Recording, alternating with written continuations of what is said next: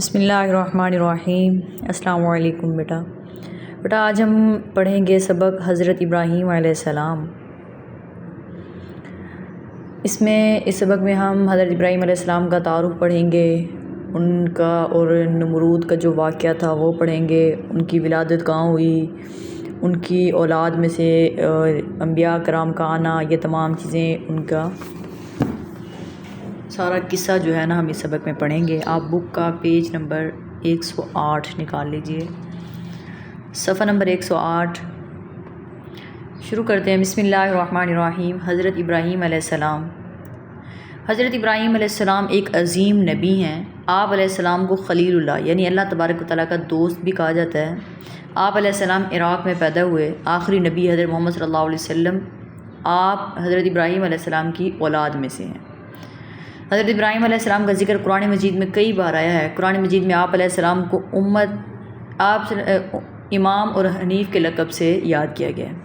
قرآن مجید میں آپ علیہ السلام کو امام اور حنیف کے لقب سے یاد کیا گیا ہے۔ حضرت ابراہیم علیہ السلام کی قوم میں بت پرستی عام تھی اور لوگ طرح طرح کی برائیوں کا شکار تھے۔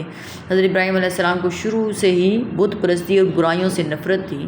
وہ بچپن میں بھی ایک اللہ پر ایمان رکھتے تھے، نیک کام کرتے تھے اور برائیوں سے دور رہتے تھے۔ حضرت ابراہیم علیہ السلام لوگوں کو بت پرستی اور بری باتوں سے منع کرتے اور اچھے کام کرنے کا حکم دیتے تھے۔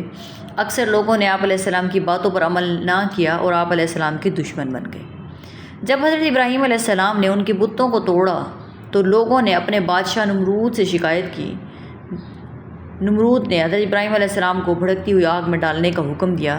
اللہ تبارک و تعالیٰ نے حضرت ابراہیم علیہ السلام کی مدد فرمائی اور آگ کو حکم دیا کہ ٹھنڈی ہو جائے۔ وہ آگ جسے کئی دن تک جلایا گیا تھا اللہ تبارک و تعالیٰ کے حکم سے ٹھنڈی ہو گئی اور حضرت ابراہیم علیہ السلام کو کوئی بھی نقصان نہ پہنچا۔ واقعہ بیان کیا گیا ہے جس کو قرآن پاک میں بھی سورۃ الانبیاء میں بڑی تفصیل کے ساتھ بیان کیا گیا ہے۔ پہلے شروع سے تھوڑا سا دیکھ لیتے ہیں کہ حضرت ابراہیم علیہ السلام، قرآن پاک کی آیت ہے سورۃ الانعام آیت نمبر 74۔ جب حضرت ابراہیم علیہ السلام نے اپنے باپ آزر سے فرمایا کہ کیا تو بتوں کو معبود بناتا ہے؟ بے شک میں تجھے اور تیری قوم کو کھلی گمراہی میں دیکھتا ہوں۔ اسی طرح ہم نے حضرت ابراہیم علیہ السلام کو دکھائے آسمانوں اور زمینوں کے عجائبات، اور وہ اس لیے کہ وہ خوب یقین کرنے والوں میں ہو جائے۔ پھر جب ان پر رات چھا گئی تو انہوں نے ایک ستارہ دیکھا اور فرمایا کہ یہ میرا رب ہے۔ پھر جب وہ غائب ہو گیا تو انہوں نے فرمایا کہ میں غروب ہو جانے والوں کو پسند نہیں کرتا۔ پھر جب انہوں نے چاند کو چمکتا ہوا دیکھا تو فرمایا کہ یہ میرا رب ہے۔ پھر جب وہ بھی غائب ہو گیا تو ابراہیم علیہ السلام نے فرمایا کہ اگر میرا رب مجھے ہدایت نہ فرماتا تو میں بھی ضرور گمراہ قوم میں سے ہو جاتا۔ پھر جب سورج کو چمکتا ہوا دیکھا تو فرمایا کہ یہ میرا رب ہے، یہ سب سے بڑا ہے۔ پھر جب وہ بھی غروب ہو گیا تو ابراہیم علیہ السلام نے فرمایا کہ اے میری قوم، بے شک میں بیزار ہوں ان سے جنہیں تم شریک ٹھہراتے ہو۔ بے شک میں نے اپنا رخ کر لیا ہے سب سے الگ ہو کر اسی کی طرف جس نے آسمانوں اور زمینوں کو پیدا فرمایا، اور میں مشرکوں میں سے نہیں ہوں۔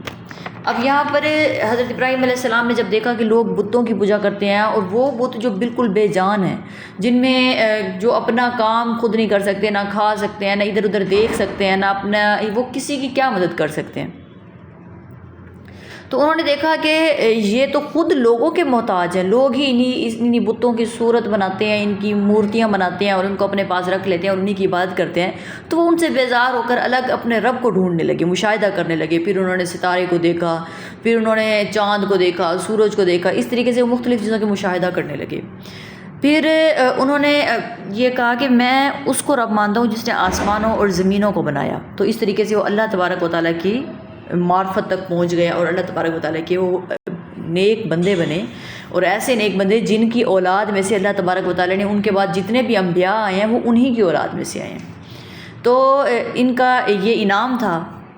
تو پھر ایک دفعہ یہ ہوتا ہے کہ تمام قوم جو تھی اس وقت کی، وہ سارے کسی میلے پر گئے ہوئے تھے، تو حضرت ابراہیم علیہ السلام نے دیکھا کہ ان کے جو ایک بت خانہ ہے وہاں پر بہت سارے بت پڑے ہوئے ہیں۔ انہوں نے کیا کیا کہ ایک کلہاڑا لیا اور سارے بتوں کے گلے جو تھے وہ کاٹ دیے، سب کو ان کے یعنی ان کو توڑ پھوڑ کر کے، جو ان کا ایک سب سے بڑا ایک بت تھا جس کا نام تھا آزر، انہوں نے کیا کیا، وہ ایک کلہاڑا اٹھایا اور اس کے کندھے پر رکھ کے نہ وہاں سے چلے گئے۔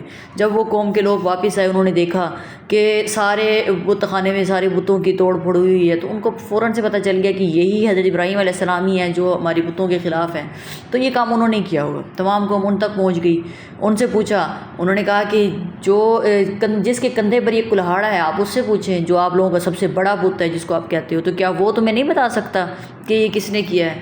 تو وہ تمام قوم شرمندہ ہو گئی۔ پھر جو تھی وہ مختلف منصوبے بنانے لگے کہ ان کو یہ کس طریقے سے اس کام کے انجام تک پہنچایا جو ان کو اس کی سزا دی جائے۔ پھر انہوں نے کہا کیا کہ جب حضرت ابراہیم علیہ السلام نے ان کے بتوں کو توڑا تو لوگوں نے اپنے بادشاہ نمرود سے شکایت کی۔ نمرود نے حضرت ابراہیم علیہ السلام کو ایک بھڑکتی ہوئی آگ میں ڈالنے کا حکم دیا، یعنی بہت سارے لوگوں نے مشورے دیے کہ اس طریقے سے ان کو سزا دی جائے، اس طریقے سے سزا دی جائے۔ پھر ایک بہت ان کا یہ مشورہ جو تھا وہ طے پایا کہ ایک بہت بڑی منجنیق بنائی جائے گی۔ منجنیق یعنی ایک جھولے کی طرح بنایا جائے گا، اس کے اندر ابراہیم علیہ السلام کو بٹھایا جائے گا اور نیچے بہت بڑا ایک گڑھا ہوگا جس کے اندر کئی دنوں تک آگ انہوں نے چلاتے رہے۔ جب آگ جلتی رہی ہر طریقے سے، یعنی وہ کئی دنوں تک وہ جلتی رہی، بہت تیز آگ تھی۔ پھر جو تھی ایک بہت بڑی منجنیق بنائی گئی، ایک بہت بڑا جھولا بنایا گیا جس پر حضرت ابراہیم علیہ السلام کو بٹھا کر جو تھا نا اس کے اندر ڈال دیا گیا۔ جب اس میں ڈالا تو حضرت ابراہیم علیہ السلام بالکل بھی نہیں گھبرائے، کیونکہ جس کا یقین اللہ تبارک و تعالیٰ پر ہوتا ہے وہ دنیا کی کسی بھی چیز سے نہیں کتراتا، نہ ہی کسی چیز سے وہ ڈرتا ہے، اس کو کسی چیز کا کوئی خوف نہیں ہوتا۔ اب کیا ہوتا ہے کہ انہوں نے حضرت ابراہیم علیہ السلام کو اس میں ڈال دیا، تو اللہ تبارک و تعالیٰ، جب ہماری امیدیں صرف اللہ سے ہوں تو اللہ تبارک و تعالیٰ ہمارے لیے خود بخود ہی راستے بناتا ہے۔ تو اللہ تبارک و تعالیٰ نے آگ کو حکم دیا کہ ٹھنڈی ہو جا اور سلامتی والی ہو جا۔ اور دیکھو نا، اگر اللہ تبارک و تعالیٰ فرماتا کہ آگ کو ٹھنڈی ہو جائے تو وہ زیادہ سرد ہونے کی وجہ سے بھی نقصان پہنچا سکتی تھی۔ تو اللہ تبارک و تعالیٰ کے کیا الفاظ تھے کہ آگ جو ہے وہ ٹھنڈی اور سلامتی والی ہو جائے، یعنی جس میں حضرت ابراہیم علیہ السلام بالکل محفوظ رہیں، نہ ان کو زیادہ آگ لگے وہاں پر، نہ ان کو زیادہ گرمی لگے، نہ ان کو زیادہ سردی لگے۔ تو وہ ان کے لیے سلامتی والی آگ بن گئی۔ تو اس طریقے سے حضرت ابراہیم علیہ السلام کو آگ نے کوئی بھی نقصان نہیں پہنچایا۔ وہ آگ جسے کئی دن تک جلایا گیا تھا، اللہ تبارک و تعالیٰ کے حکم سے ٹھنڈی ہو گئی، حضرت ابراہیم علیہ السلام کو کوئی بھی نقصان نہ پہنچا۔ تب اللہ تبارک و تعالیٰ نے حضرت ابراہیم علیہ السلام کو عراق سے فلسطین ہجرت فرمانے کا حکم دیا۔ فلسطین اور شام کے علاقے میں آپ علیہ السلام کی دعوت خوب پھیلی۔ آپ علیہ السلام توحید کی تبلیغ کے لیے مصر بھی تشریف لے گئے۔ اس طرح حضرت ابراہیم علیہ السلام نے دنیا کے ایک بڑے حصے میں اللہ تعالیٰ کی بندگی اور اطاعت کا پیغام پہنچایا۔ اللہ تبارک و تعالیٰ نے حضرت ابراہیم علیہ السلام کو عمر کے آخری حصے میں اولاد سے نوازا۔ حضرت اسماعیل علیہ السلام آپ علیہ السلام کے بڑے بیٹے، جن کی والدہ کا نام حضرت ہاجرہ علیہ السلام ہے، جن کا بھی آپ نے ذکر سنا ہوگا، آب زمزم کی جو شروعات ہوئی تھی وہ کیسے ہوئی تھی۔ جبکہ دوسرے بیٹے کا نام حضرت اسحاق علیہ السلام تھا اور ان کی والدہ کا نام حضرت سارہ علیہ السلام تھا۔ اللہ تبارک و تعالیٰ نے ان دونوں بیٹوں کے ذریعے حضرت ابراہیم علیہ السلام کو بڑی برکت عطا فرمائی۔ اللہ تبارک و تعالیٰ نے حضرت ابراہیم علیہ السلام کو حکم دیا کہ وہ اپنے ننھے بیٹے حضرت اسماعیل علیہ السلام و حضرت ہاجرہ علیہ السلام کو ایک صحرا میں چھوڑ آئیں۔ حضرت ابراہیم علیہ السلام نے اللہ تبارک و تعالیٰ کے حکم کو پورا کیا اور اپنے بیٹے اور اپنی بیوی کو ایک صحرا میں چھوڑ آئے۔ یہ وہ جگہ ہے جہاں آج کل مکہ مکرمہ کا شہر آباد ہے۔ اللہ تبارک و تعالیٰ نے اس صحرا میں حضرت ابراہیم علیہ السلام کی بیوی اور بیٹے کے لیے پانی کا اس طرح کا انتظام کیا کہ وہاں زمزم کا چشمہ جاری کر دیا، جو آج تک جاری ہے۔ اللہ تبارک و تعالیٰ نے حضرت ابراہیم علیہ السلام کو ایک بڑی آزمائش سے گزارا اور انہیں حکم دیا کہ وہ اپنے بیٹے حضرت اسماعیل علیہ السلام کو ذبح کر دیں۔ یعنی مختلف قسم کی آزمائشیں، وہ کہتے ہیں نا کہ آزمائشیں جو ہوتی ہیں وہ اللہ تبارک و تعالیٰ کے پیارے بندوں پر آتی ہیں، تو ہمیں ان آزمائشوں سے گھبرانا نہیں چاہیے، صبر کا دامن نہیں چھوڑنا چاہیے، بس اللہ تبارک و تعالیٰ سے پر امید رہنا چاہیے، اسی پر ہی ساری توقعات ہماری ہونی چاہیے۔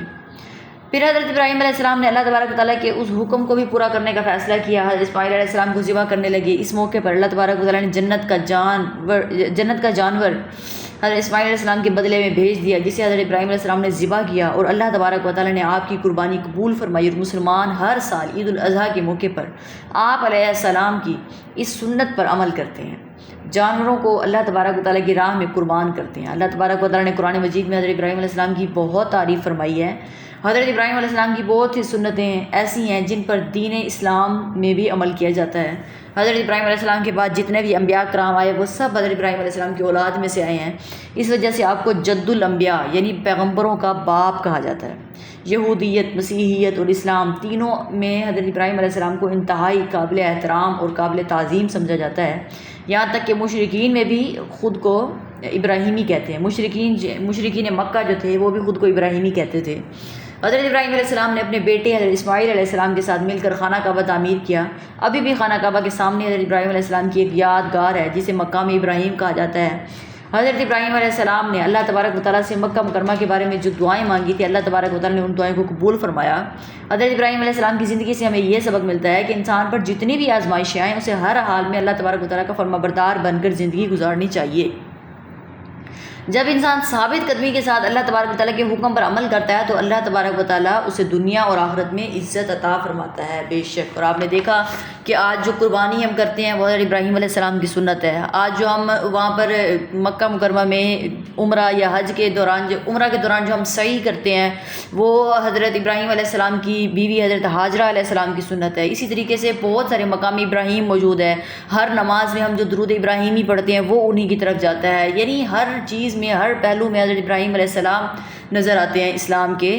تو انہوں نے اپنے دین کی خاطر، اپنے رب کی خاطر جتنی بھی آزمائشیں آئیں انہوں نے اس کا صبر کے ساتھ جو ہے اس کا سامنا کیا، اور کسی قسم کی کوئی بے صبری والے کلمات یا نا امیدی والے کلمات اپنی زبان پر نہیں لائے، جس کی وجہ سے اللہ تبارک و تعالیٰ نے انہیں اتنے بڑے دنیا میں بھی ان کو اتنا اجر اور اتنا مقام عطا فرمایا، اور آخرت میں بھی اللہ تبارک و تعالیٰ ان کو بہترین انعامات سے نوازے گا۔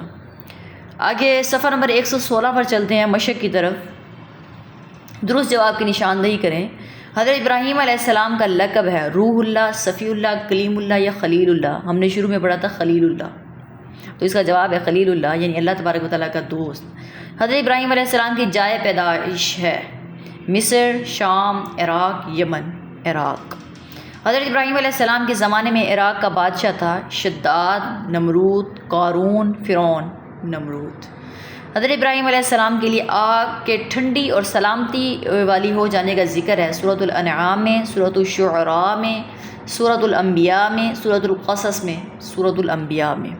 حضرت ابراہیم علیہ السلام اور آپ کے بیٹے حضرت اسماعیل علیہ السلام نے تعمیر کیا بیت المقدس کو، مسجد اقصیٰ کو، خانہ کعبہ کو، مسجد نبوی کو، خانہ کعبہ کو۔ تو بیٹا یہ تھا حضرت ابراہیم علیہ السلام کا سبق جس کو ہم نے پڑھا، اور اس کا کتابی کام بھی ہم نے کیا ہے۔ آپ نے یہ کتابی کام کو یاد کرنا ہے اچھے طریقے سے۔ کل انشاءاللہ ہم اس کے مختصر سوالات کریں گے۔ اللہ حافظ۔